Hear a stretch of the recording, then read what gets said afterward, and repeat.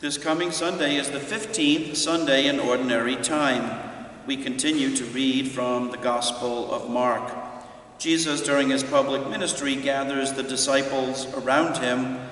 He teaches them, and then he sends them out. They have a kind of apprenticeship with him. We read about that in today's passage, Mark chapter 6, verses 7 through 13. Let's take a listen. Jesus summoned the 12 and began to send them out 2 by 2 and gave them authority over unclean spirits. He instructed them to take nothing for the journey but a walking stick, no food, no sack, no money in their belts. They were, however, to wear sandals, but not a second tunic. He said to them, "Wherever you enter a house, stay there until you leave. Whatever place does not welcome you or listen to you, leave there and shake the dust off your feet in testimony against them." So they went off and preached repentance.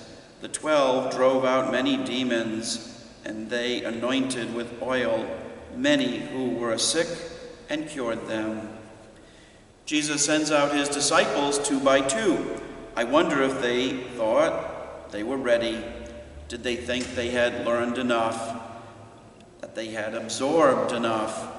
Jesus then gives them authority. This is serious business. He then tells them to take very little. Was he asking them to go out unprepared? Shouldn't they have taken all kinds of things with them, just in case? Jesus is calling on them to trust in him, to put all their faith in him. If they do this, then they will be more authentic preachers of the good news. They will be believable, credible. Jesus does warn them, caution them that not everyone will be receptive. Not everyone was receptive to Jesus as he preached, and he wanted to warn them to know that not everyone would be receptive to them either. He says to them, "Whoever does not welcome you or listen to you, leave there and shake the dust off your feet in testimony against them." The same words are spoken to us as well. We are sent out to live our lives of faith, but also to speak about our faith, to draw others to Jesus by what we say and what we do. We are, in other words, the modern-day disciples who are sent out to proclaim the good news.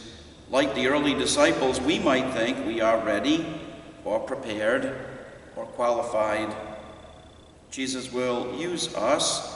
We need to be connected to him, stay plugged into him, and we will communicate not our message, but his. Likewise, not everyone will listen to us or observe our lived example. This lack of receptivity even happens among those close to us, among our family, friends, and neighbors. The starting point for the disciples and for us is to find those who have some receptivity, those willing to listen, those who have an openness. The gospel message, the good news, cannot be forced on someone. It's not a weapon, but an invitation.